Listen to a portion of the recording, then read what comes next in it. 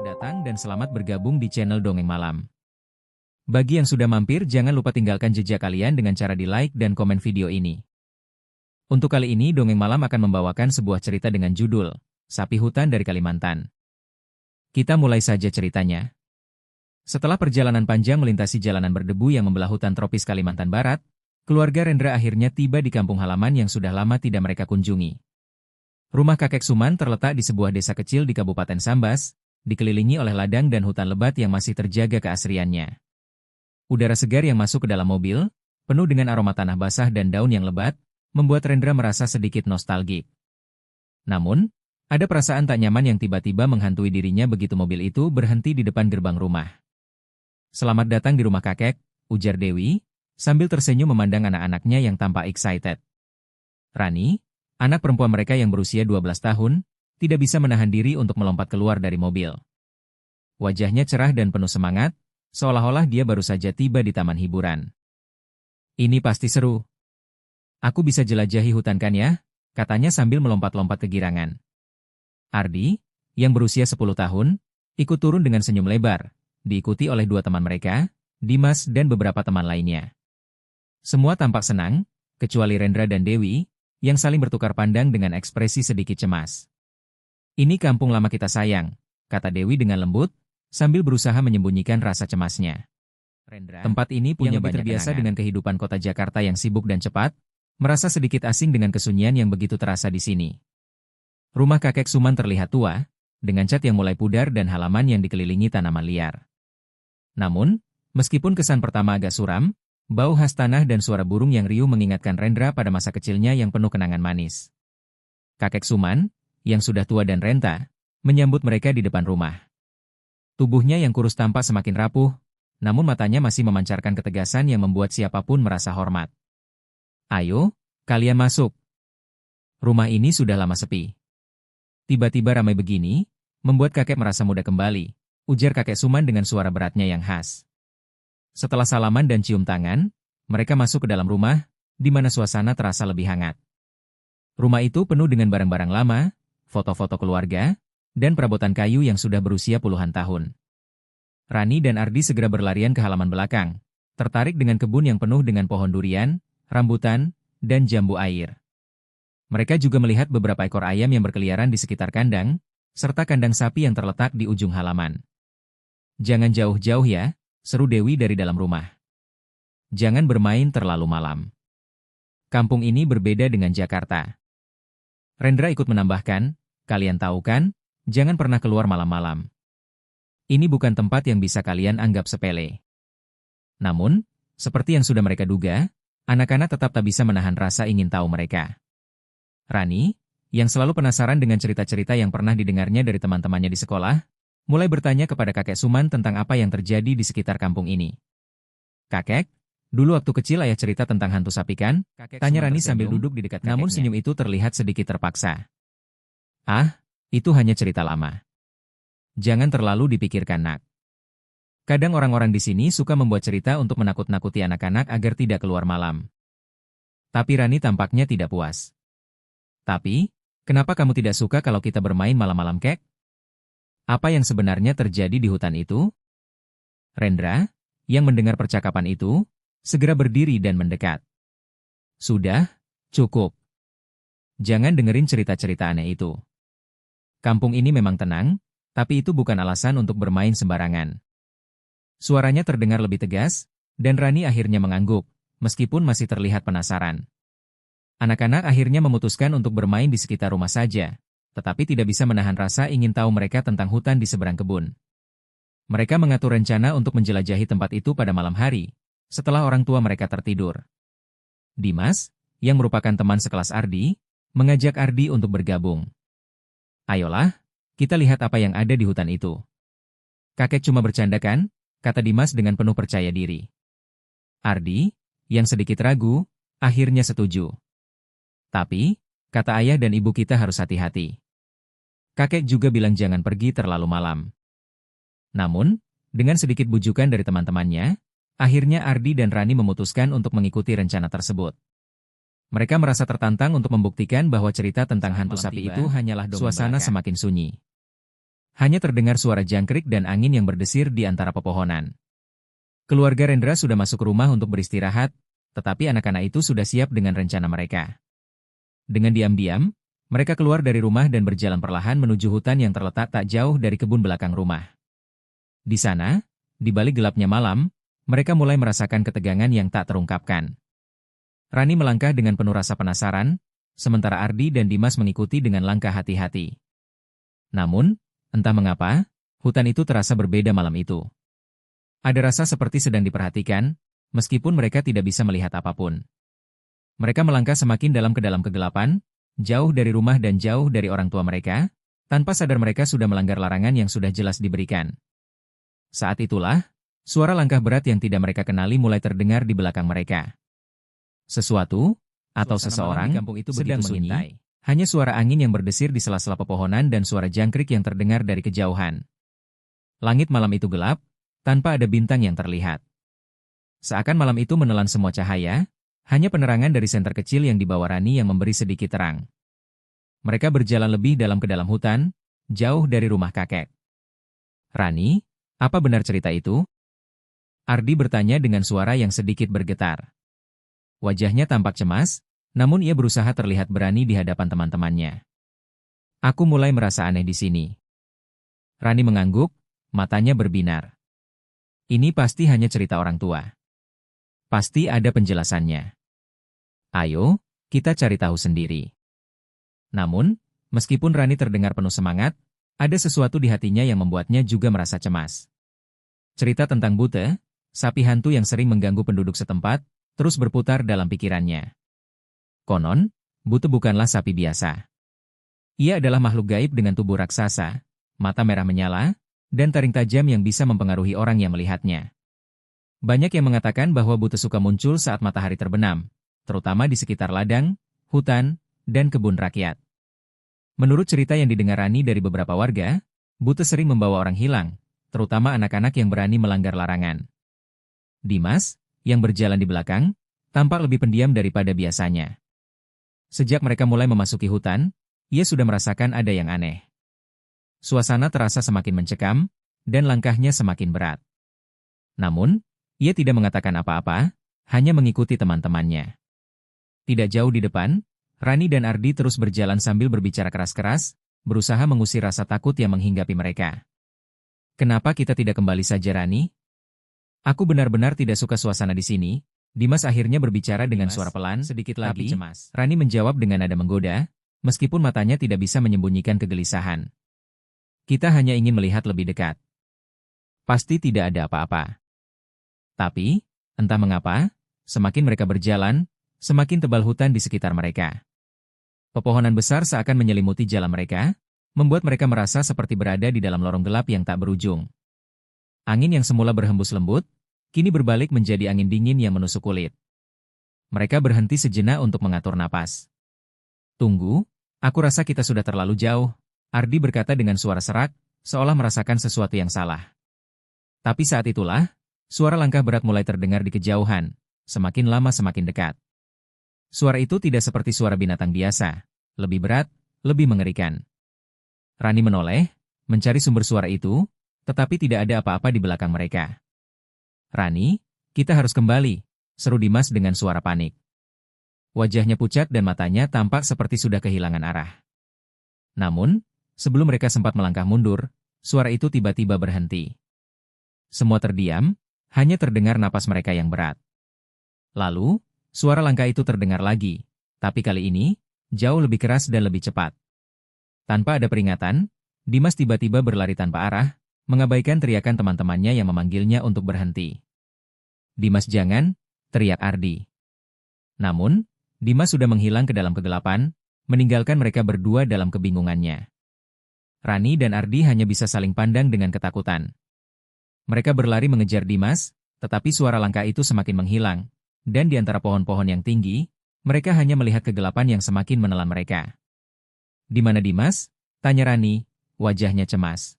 Mereka berdua berlari "Kita harus menemukannya," memanggil nama Dimas dengan suara gemetar. Mereka melewati semak belukar yang semakin lebat, dan semakin lama, mereka merasa seperti terjebak dalam labirin yang tak berujung. Rani merasakan ada sesuatu yang mengikuti mereka, sesuatu yang besar dan kuat, seperti bayangan yang menyusup dari antara pohon-pohon. Tiba-tiba, Ardi berhenti, menarik tangan Rani dengan keras. "Rani, lihat itu," katanya, suaranya bergetar. Rani menoleh ke arah yang ditunjuk Ardi. Di kejauhan, ada cahaya merah yang menyala di antara pepohonan gelap, mata yang sangat besar, berkilau seperti dua bola api. Cahayanya begitu terang, hingga membuat mereka terpesona sekaligus takut. "Apa itu?" Rani bergumam, suaranya nyaris tak terdengar. Mereka bergerak perlahan mendekat, meskipun tubuh mereka terasa kaku. Semakin mereka mendekat, semakin besar cahaya merah itu, dan semakin mereka merasa tidak mampu bergerak. Mata itu, besar, merah, dan menyala, terus menatap mereka dari kejauhan. Tiba-tiba, mereka mendengar suara mendengus berat dari balik pohon. Rani merasakan perutnya mual, dan jantungnya berdegup sangat cepat. Saat itu, Ardi yang berada di sampingnya menarik napas panjang dan berkata, "Kita harus pergi sekarang." Namun, saat mereka berbalik untuk lari, sesuatu yang besar dan berat menghantam pohon di sebelah mereka. Suara keras itu membuat mereka terjatuh, dan keduanya terdiam dalam ketakutan. Tak jauh di depan mereka, sosok besar mulai muncul dari dalam kegelapan. Itu adalah tubuh raksasa yang menyerupai sapi, dengan mata merah menyala, taring panjang yang menjulang, dan tubuh yang besar seperti gunung. Rani dan Ardi tak bisa bergerak, terperangkap dalam tatapan mata buta yang memancarkan kejahatan. Saat itulah, dalam sekejap, Ardi merasakan tubuhnya terlempar ke samping, seperti disambar sesuatu yang sangat kuat. Ia terjatuh ke tanah, dan dalam kebingungannya, hanya bisa mendengar suara berat yang semakin mendekat. Tapi yang paling mengerikan adalah saat Rani menyadari bahwa, dalam kegelapan itu, Dimas tidak ada lagi. Suasana kampung yang biasanya tenang terasa mencekam. Keluarga Rendra terbangun dengan kegelisahan yang menyelimuti rumah tua kakek Suman. Rani terbangun dengan perasaan aneh, ada ketegangan yang mengisi udara pagi itu, seakan-akan kejadian semalam bukanlah mimpi. Sesuatu yang gelap dan tidak bisa dijelaskan telah merubah segalanya. Ardi, yang masih tampak lemas dan pucat, duduk di meja makan, tatapannya kosong, seolah-olah ia tidak bisa mengingat sepenuhnya apa yang terjadi tadi malam. Dewi, dengan mata yang masih berusaha terjaga, segera bertanya kepada Rani, "Rani, di mana Dimas? Kenapa dia tidak ada di kamar?" Rani, yang terkejut dengan pertanyaan itu, segera berlari keluar rumah, mencari-cari ke dalam kebun. "Dimas! Dimas!" teriaknya, meskipun suara itu terdengar putus asa. Tapi tak ada jawaban. Tak ada jejak Dimas dimanapun. Keluarga Rendra segera berkumpul, panik. Rendra, yang biasanya tenang, kali ini tampak cemas, matanya gelisah. "Ayo, kita harus pergi mencari Dimas. Segera hubungi polisi," katanya dengan nada yang serius. Setelah menghubungi pihak berwenang, tim pencari segera datang ke kampung. Mereka membawa peralatan pencarian dan mulai menyisir hutan yang mengelilingi rumah kakek Suman. Hutan itu gelap dan lebat, dengan jalan setapak yang hampir tidak terlihat. Setiap langkah mereka terasa berat, seolah-olah bumi di bawah mereka ingin menelan mereka hidup-hidup. Kakek Suman hanya berdiri di teras, menatap mereka dengan ekspresi serius. "Hati-hati, jangan sampai kalian terjebak di sana. Hutan itu bukan tempat yang aman." Meskipun kakek Suman tidak mengatakan apa-apa lebih lanjut, Rendra bisa merasakan bahwa ada sesuatu yang lebih dari sekedar peringatan orang tua. Sesuatu yang sudah lama disembunyikan dari mereka, mungkin bahkan sesuatu yang berbahaya. Polisi dan tim pencari mencoba menyusuri jejak-jejak yang ditemukan, namun tidak ada tanda yang menunjukkan keberadaan Dimas. Beberapa petunjuk samar seperti jejak kaki yang terlindungi tanah basah, serta pohon yang tampak seperti tergores benda berat, tampak mengarah ke dalam hutan yang lebih dalam. Namun, begitu mereka masuk lebih jauh, jejak itu menghilang begitu saja. Mereka bahkan tidak menemukan tanda kehidupan apapun, tidak ada suara binatang, tidak ada suara alam, seakan seluruh hutan telah dibungkam oleh sesuatu yang tak terlihat. Setelah berjam-jam pencarian, hasilnya nihil. Polisi mulai kehilangan harapan. Sepertinya dia hilang begitu saja. "Ini sangat tidak biasa," kata salah seorang polisi yang ikut mencari. Rendra merasa seolah dunia berputar begitu cepat, kehilangan Dimas, dan semakin banyak misteri yang harus dihadapi. Di tengah keputusasaannya, dia kembali ke rumah kakek Suman, duduk dengan kepala yang penuh pertanyaan. Rani yang masih ketakutan duduk di sebelahnya. "Ayah, apa yang sebenarnya terjadi di sini?" tanyanya, suaranya hampir berbisik. Apa yang sebenarnya kita hadapi? Rendra terdiam sejenak. Sejenak dia melihat ke arah hutan, tempat Dimas menghilang, dan akhirnya mulai membuka mulut. Kalian perlu tahu, tapi ini mungkin sulit dipercaya. Dewi yang duduk di samping Rendra tampak cemas, namun Rendra melanjutkan. Kampung ini bukan tempat biasa. Banyak orang di sini percaya pada cerita lama, tentang hantu sapi besar, Bute. Rani menatap ayahnya dengan heran. Bute? Apa itu? Tanya Rani, matanya semakin terbuka lebar. Bute adalah sapi hantu yang menghantui kampung ini sejak lama. Tidak banyak yang tahu tentangnya, tapi waktu kecil, aku punya seorang kakak perempuan. Namanya Siti. Waktu itu, aku dan Siti sering bermain di hutan ini meskipun selalu diingatkan untuk tidak keluar malam. Tapi suatu malam, kami melanggar larangan itu. Siti menghilang tanpa jejak, dan setelah itu kami pindah ke Jakarta. Dewi menatap Rendra dengan tatapan yang mengandung campuran kekhawatiran dan keheranan. Rendra, kenapa baru sekarang kamu memberitahu kami? Kenapa tidak memberitahu kami sebelumnya? Dewi bertanya dengan suara pelan namun penuh tanya. Rendra menunduk, teringat masa kecil yang kelam. Aku tidak ingin kalian tahu Dewi. Aku takut itu akan menghantui kita semua. Rani dan Ardi mendengarkan dengan penuh perhatian. Rani merasa hatinya semakin berat, dan dalam kepalanya berkecamuk pertanyaan tanpa jawaban. Jika apa yang ayahnya katakan benar, maka mereka benar-benar sedang berhadapan dengan sesuatu yang jauh lebih besar dan lebih menakutkan dari yang mereka bayangkan. Kakek Suman, yang dari tadi hanya diam, akhirnya membuka mulut dengan suara yang pelan. Itu bukan hanya cerita, Rendra. Bute itu nyata. Kami semua tahu itu. Banyak yang telah menghilang di hutan ini. Anak-anak, ternak, bahkan orang dewasa. Dan setiap kali mereka hilang, kami mendengar suara sapi yang berat, langkah kaki yang sangat besar. Ardi, yang masih tertegun mendengar cerita itu, akhirnya berbicara. Tapi kenapa tidak ada yang mencoba menghentikannya, Kek? Kakek Suman menggelengkan kepala.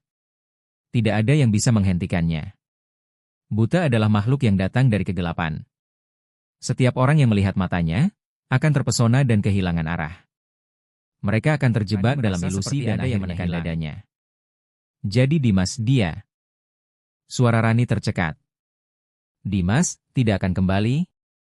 Kakek Suman menatap mata Rani dengan dalam, matanya penuh keprihatinan. Itu yang harus kalian pikirkan sekarang.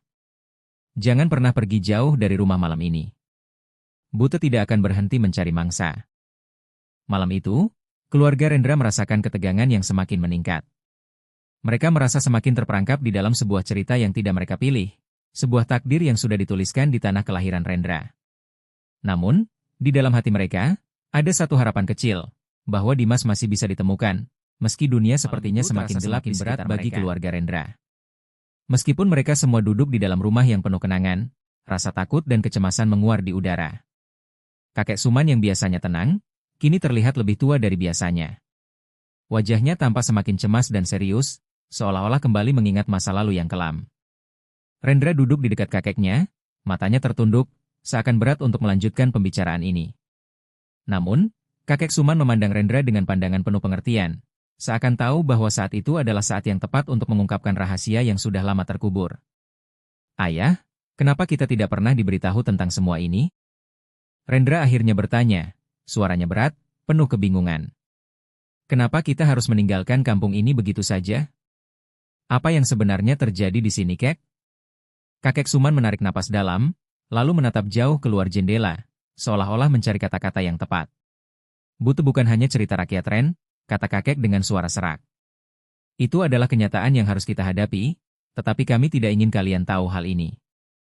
Kami ingin kalian melupakan tragedi ini, menjalani hidup kalian di tempat yang lebih aman.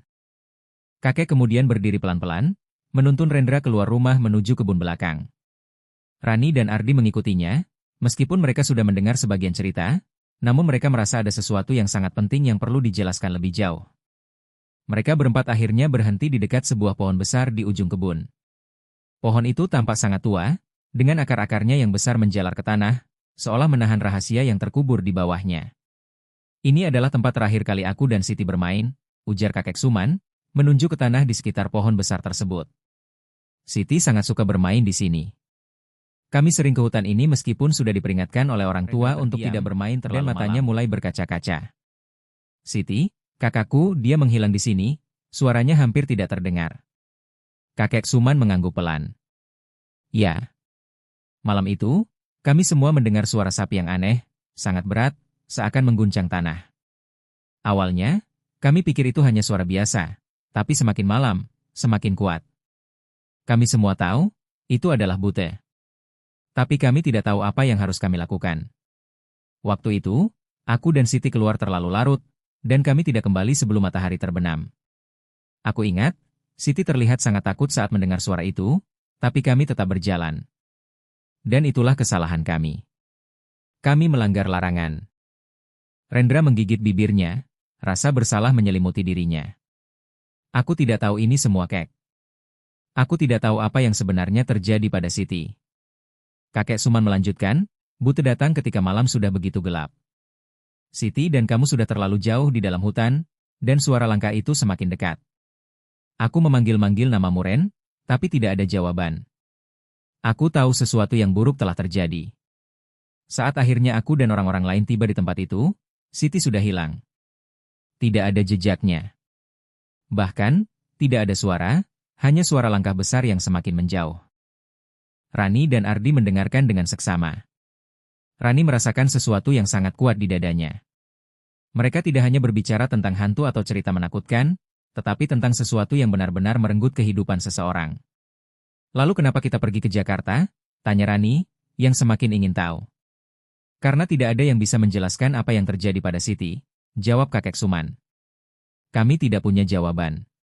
Dan, lebih buruk lagi, kami tahu bahwa Buta tidak hanya menghantui orang-orang di kampung ini, tetapi ia mencari anak-anak yang keluar malam. Orang-orang percaya bahwa ia akan menuntut tumbal, dan itulah yang terjadi pada Siti, kata Dewi, yang muncul dari dalam rumah dengan wajah yang serius. Aku selalu merasa ada yang aneh, tetapi aku tidak pernah tahu sebanyak ini. Kenapa kita tidak pernah diberitahu? Kakek Suman menunduk, matanya terlihat penuh penyesalan. Aku tidak ingin kalian terpengaruh oleh cerita ini. Aku tidak ingin kalian hidup dalam ketakutan yang sama dengan yang kami alami. Rendra merasakan seakan beban berat melanda dirinya. Semua kenangan masa kecilnya yang terkubur begitu lama, sekarang terbuka kembali. Aku tidak tahu bagaimana menghadapinya, kakek. Aku tidak tahu bagaimana bisa hidup dengan kenyataan ini. Rani menatap ayahnya, kemudian berkata dengan penuh tekad, tapi kita harus menemukan Dimas, kan? Kita harus menghentikan ini, jangan sampai ada lagi yang hilang seperti Siti. Kakek Suman mengangguk pelan. Betul Rani. Buta harus dihentikan. Namun, untuk itu, kita harus memahami bagaimana Buta bekerja dan apa yang sebenarnya ia inginkan. Ia bukan hanya sapi hantu biasa. Ada sesuatu yang lebih besar, lebih gelap di baliknya. Setelah beberapa saat, kakek Suman menuntun mereka lebih dalam ke hutan, menuju tempat yang sama di mana ia terakhir kali melihat Siti. Rendra, Dewi, Rani, dan Ardi mengikuti dengan hati yang berat. Di tengah perjalanan, kakek Suman berhenti di sebuah batu besar yang tertutup lumut. Ia menunjuk ke tanah di sekitarnya. Ini adalah tempat terakhir kali aku melihat jejaknya. Ini juga tempat yang sama di mana orang-orang di kampung ini terakhir kali melihat Buta. Mereka semua berdiri terdiam. Rendra merasa perasaan yang sangat tidak menyenangkan melanda dirinya, seakan ada sesuatu yang sedang mengamati mereka. Sesuatu yang besar, dan sangat kuat. Kakek Suman berbisik, sekarang kalian tahu apa yang terjadi pada Siti. Dan sekarang, kita harus berhadapan dengan Buta. Tapi ingat, tidak ada yang tahu bagaimana cara mengalahkannya. Pencarian untuk menemukan Dimas terus berlanjut, tetapi semakin hari, semakin sedikit harapan yang mereka rasakan. Tidak hanya Dimas yang hilang, tetapi ketegangan dan ketakutan mulai menyelimuti keluarga Rendra. Rani dan Ardi, meskipun masih berusaha untuk berani, mulai merasakan kehadiran yang mengerikan di sekitar mereka. Setiap malam, suara sapi yang berat dan mengerikan terus terdengar di kejauhan, seolah-olah mengikuti langkah mereka. Itu adalah suara yang semakin mendekat, seolah mengintai mereka, menunggu kesempatan untuk menerkam. Malam itu, Rani tidak bisa tidur. Gelisah, ia duduk di samping jendela, memandang keluar. Hanya kegelapan yang tampak di luar rumah, hutan yang lebat dan hening. Namun, ada sesuatu yang aneh. Suara langkah yang berat kembali terdengar, semakin jelas, dan lebih dekat dari sebelumnya. Rani menegakkan tubuhnya, mencoba menenangkan diri. Ini hanya perasaan, gumamnya dalam hati, mencoba mengusir ketakutan. Namun, semakin ia mencoba menenangkan dirinya, suara langkah itu semakin jelas, semakin kuat. Rani bisa merasakannya, seperti sesuatu yang besar dan berat menginjak tanah dengan langkahnya yang mengguncang. Tanpa sadar, ia beranjak dari tempat duduknya dan melangkah keluar dari rumah. Dalam keheningan malam yang mencekam, ia merasakan dorongan kuat untuk mencari tahu lebih banyak, untuk mengungkap kebenaran yang telah lama tersembunyi. Ia ingin tahu mengapa Dimas menghilang, dan mengapa suara itu semakin mendekat. Rani berjalan pelan menuju hutan di belakang rumah kakek. Semakin ia melangkah, semakin ia merasa tidak bisa berhenti. Sesuatu menariknya lebih dalam, seakan-akan hutan itu sendiri menginginkannya datang lebih dekat. Hatinya berdegup cepat, namun rasa ingin tahu mengalahkan rasa langkah Rani semakin berat. Hutan ini terasa sangat berbeda sekarang. Setiap pohon, setiap batu, seakan tampak asing baginya. Dan kemudian, saat ia melewati sebuah batang pohon besar, ia merasa ada sesuatu yang aneh. Matanya tiba-tiba kabur, dan tanah di bawah kakinya seakan bergerak. Pandangannya mulai kabur, seperti ada kabut yang menyelimuti, mempengaruhi persepsinya. Rani merasa pusing. Ia mencoba berjalan kembali, namun langkahnya terasa berat. Apa yang terjadi? Ia bergumam. Matanya mulai berkunang-kunang, dan seketika itu, hutan di sekitarnya berubah. Pohon-pohon yang semula dikenalinya, kini tampak sangat berbeda. Semuanya terdistorsi, semua tampak seperti sebuah ilusi. Ia berbalik, tetapi tidak ada jalan kembali. Semakin ia berjalan, semakin jauh ia terperangkap dalam labirin yang tak pernah ia kenal. Hutan itu, yang seharusnya sudah familiar, sekarang tampak seperti tempat asing yang penuh jebakan. Di sekitarnya, hanya ada kegelapan yang menyelimuti. Suara langkah besar itu kembali terdengar, semakin keras, semakin dekat. Rani menahan napas, menunggu sesuatu yang tak bisa dijelaskan. Itu adalah suara yang sangat berat, seperti sesuatu yang menginjak tanah dengan keras, sangat dekat. Dia terhenti, namun tidak bisa melihat apa-apa, hanya suara itu yang semakin mendekat, semakin mencekam. Sementara itu, Ardi yang berada di rumah kakek, merasakan kegelisahan yang sama. Suasana di rumah terasa semakin tertekan. Suara-suara aneh terdengar di luar, dan meskipun ia berusaha tidur, matanya tetap terjaga. Ardi merasa ada sesuatu yang mengikutinya, mengikuti setiap langkahnya. Ia merasa tak ada yang bisa diandalkan di kampung ini, bahkan tempat yang biasanya ia anggap aman. Tak lama setelah itu, Ardi merasakan ada bayangan yang bergerak cepat di antara pepohonan. Ardi berbisik, mencoba menguatkan diri. Namun tidak ada jawaban. Suara langkah itu semakin mendekat, dan Ardi berlari keluar rumah, meskipun hati kecilnya mengatakan untuk tidak melangkah lebih jauh. Dengan cepat, Ardi menuju hutan, dan semakin ia masuk ke dalam, semakin ia merasa seperti kehilangan arah. Semua tampak sama, tak ada jejak atau tanda-tanda lain yang menunjukkan jalan pulang. Saat itu, perasaan aneh mulai menguasainya. Ada sesuatu yang mengikutinya, sesuatu yang sangat besar dan berat. Suara langkahnya terdengar semakin kuat. Apa yang terjadi di sini? Gumam Ardi. Matanya mulai berputar-putar, seakan semuanya berputar. Dan tiba-tiba, ia merasa seakan terjebak dalam sebuah ilusi. Semuanya menjadi kabur, seperti dikelilingi oleh kabut. Ada sosok yang besar, dengan mata merah menyala, yang muncul di hadapannya. Rasa takut dan kebingungannya semakin membuncah. Rani, yang masih terjebak dalam ilusi hutan, merasakan sesuatu yang aneh. Seperti sebuah suara di dalam kepalanya yang memanggilnya untuk terus maju. Semakin ia melangkah, semakin ia merasakan bahwa hutan ini tidak hanya mengganggu persepsinya, tetapi juga mengendalikan pikirannya. Hutan itu tahu apa yang ia inginkan dan sedang mencoba menuntunnya ke tempat yang tak bisa ia pahami. Akhirnya, di tengah-tengah ilusi yang semakin kacau, Rani melihat sesuatu yang mengerikan, sesuatu yang tidak bisa ia jelaskan. Di tengah hutan, di tempat yang tak dikenalnya, ada sebuah sosok besar yang berdiri dengan mata merah menyala. Itu adalah Bute. Sosok sapi raksasa itu berdiri tegak, memandang Rani dengan tatapan kosong yang mengerikan. Tubuhnya raksasa, dengan taring panjang yang menjulang.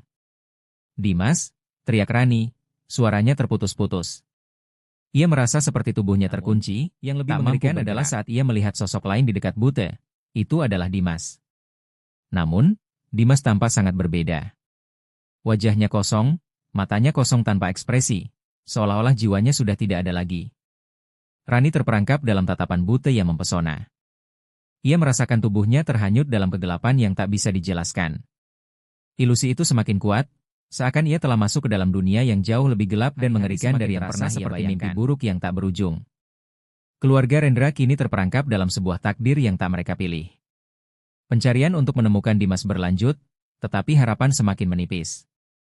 Setelah beberapa hari pencarian tanpa hasil, tim pencari bersama polisi mulai merasakan bahwa mereka sedang berhadapan dengan sesuatu yang jauh lebih mengerikan daripada sekedar anak hilang di hutan. Mereka mulai mengerti bahwa ini bukan hanya kebetulan. Hutan ini, dan sosok buta, memiliki kekuatan yang lebih dari yang bisa mereka bayangkan. Rendra, yang semakin putus asa, mulai memikirkan semua cerita yang pernah ia dengar tentang buta, sapi hantu yang menjadi legenda di kampung halaman ini. Legenda yang tidak hanya menakutkan, tetapi juga mematikan.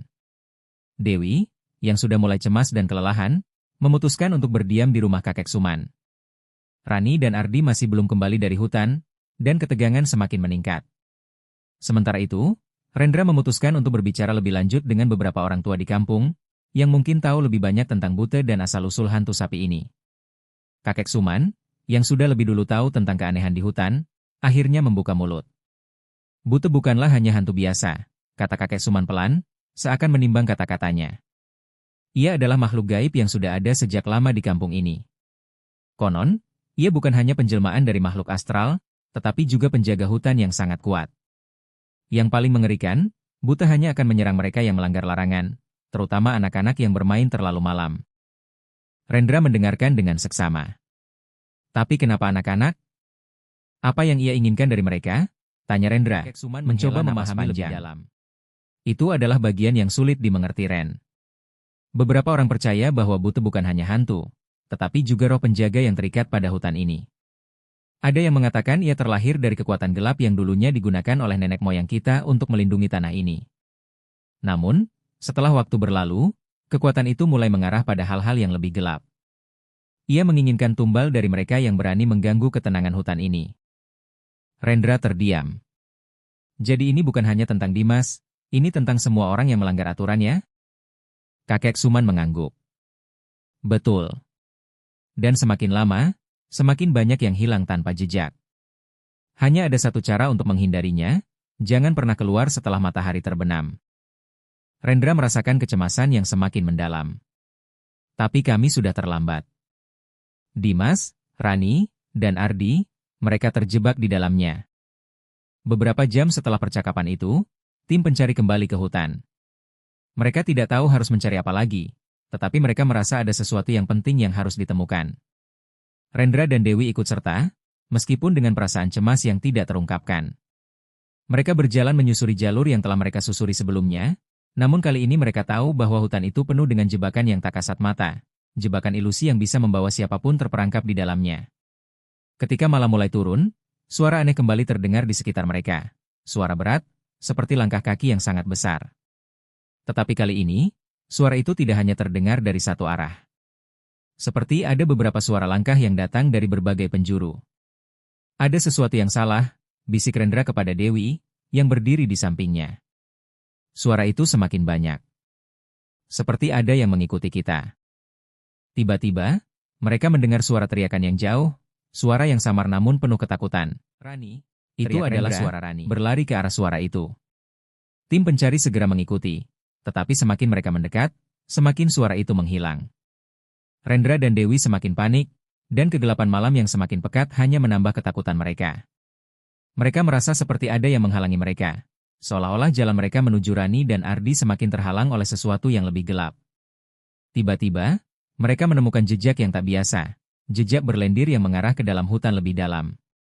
Jejak itu tidak biasa, seperti jejak yang ditinggalkan oleh sesuatu yang besar dan licin, dan semakin lama semakin menipis. Jejak itu mengarah ke tempat yang lebih gelap, lebih dalam, dan lebih misterius. Mereka mengikuti jejak itu dengan hati-hati, tetapi semakin mereka melangkah, semakin berat rasanya. Rasa takut menyelimuti mereka seperti kabut yang tebal. Dan akhirnya, mereka menemukan sesuatu yang mengerikan, sebuah tubuh yang tergeletak di tanah. Itu adalah Dimas.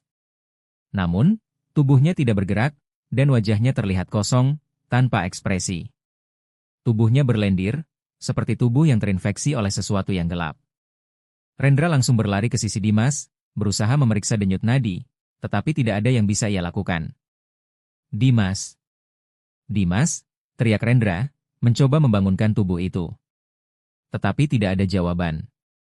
Namun, lebih mengerikan dari itu, di sekitar tubuh Dimas, mereka menemukan lebih banyak jejak berlendir yang mengarah lebih jauh ke dalam hutan, menuju tempat yang lebih gelap lagi, tempat yang sepertinya tidak ada harapan untuk keluar.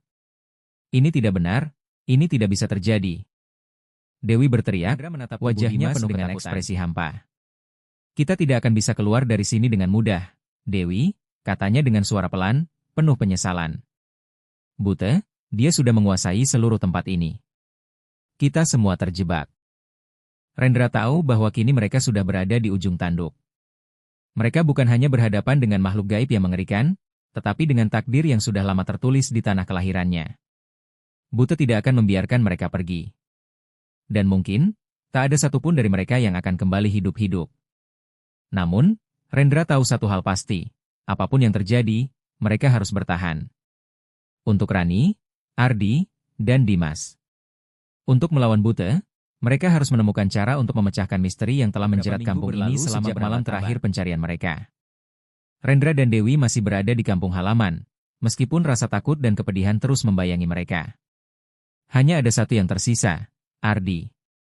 Anak mereka yang paling muda, yang sempat terjebak dalam ilusi hutan dan hampir kehilangan nyawanya, akhirnya ditemukan di pinggir hutan dalam keadaan bingung dan hampir tidak ingat apapun. Dia adalah satu-satunya yang selamat dari tragedi yang menimpa mereka semua. Namun, meskipun Ardi selamat, dia tidak pernah benar-benar kembali menjadi dirinya yang dulu. Wajahnya kosong, matanya seringkali menatap jauh keluar, seolah-olah ia masih berada di dalam hutan, terperangkap dalam kegelapan yang tidak bisa dijelaskan. Meskipun tubuhnya kembali ke rumah, jiwanya tetap hilang, seperti yang terjadi pada Dimas dan teman-temannya. Rani, yang begitu berani dan penuh rasa ingin tahu, tidak pernah ditemukan. Mereka telah mencari ke seluruh pelosok hutan, menggali setiap sudut, tetapi jejaknya lenyap begitu saja, seolah ditelan bumi. Tidak ada yang tahu di mana Rani berada. Apakah ia menjadi bagian dari Buta, atau apakah ia hanyalah salah satu korban yang terperangkap dalam permainan gelap makhluk itu. Dimas, yang pertama kali menghilang, ditemukan dengan tubuh yang sudah tak bernyawa. Begitu juga dengan teman-temannya. Tidak ada yang bisa menjelaskan bagaimana mereka bisa menghilang begitu saja, atau apa yang terjadi pada mereka setelah mereka dibawa jauh ke dalam kegelapan. Semua itu tetap menjadi misteri yang tak terpecahkan, menggantung di atas keluarga Rendra seperti bayangan yang tahan di kampung yang kini terasa sangat asing. Rendra dan Dewi memutuskan untuk meninggalkan tempat ini untuk selamanya. Kampung ini, dengan segala kenangan buruk yang mengerikan, tidak lagi menjadi rumah bagi mereka. Tanah kelahiran mereka kini terasa terkutuk, seperti tempat yang terikat dengan takdir yang tak terhindarkan. Pada malam terakhir mereka, saat mereka berkemas dan bersiap untuk pergi, Ardi yang duduk di luar rumah dengan tatapan kosong, tiba-tiba berdiri dan menunjuk ke arah hutan. Wajahnya yang kosong kini terisi dengan ketakutan yang mendalam. Ayah. Ibu lihat. Ardi berbisik, suaranya gemetar. Rendra dan Dewi bergegas mendekat, mengikuti arah tangan Ardi yang menunjuk ke kejauhan. Pada awalnya, mereka tidak melihat apa-apa selain kegelapan yang pekat di luar rumah. Namun, ketika mata mereka mulai menyesuaikan diri dengan gelapnya malam, mereka melihatnya. Di kejauhan, di antara pepohonan yang gelap, ada sepasang mata merah menyala yang memandang mereka. Mata itu bersinar terang dalam kegelapan, seakan menembus langsung ke dalam jiwa mereka. Itu adalah mata yang sama yang mereka lihat di malam pertama pencarian, mata yang mengerikan dan penuh dengan kekuatan jahat yang tak bisa dijelaskan. Rendra merasa darahnya membeku, dan Dewi, yang sudah sangat lelah dan patah hati, merasakan tubuhnya gemetar.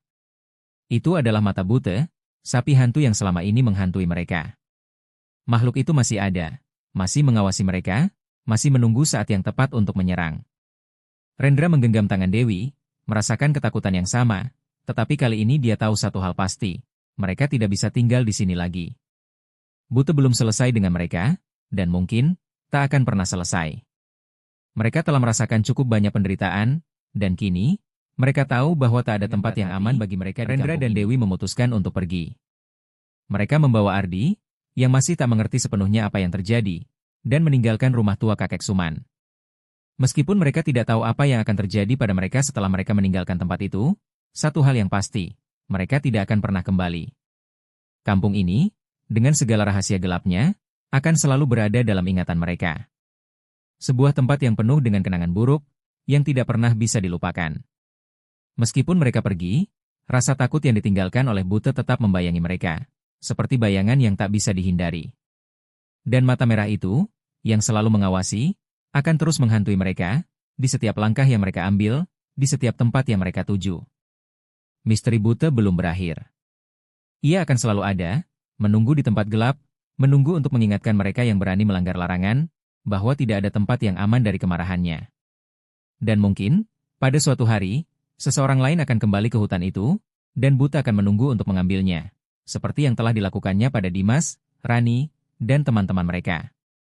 Namun, untuk Rendra, Dewi, dan Ardi, cerita ini sudah berakhir. Mereka meninggalkan kampung itu untuk selamanya, berjanji untuk tidak pernah kembali, meskipun mereka tahu bahwa dalam kegelapan malam, Buta akan selalu ada, mengawasi dan menunggu, siap untuk menghukum siapa saja yang berani melanggar.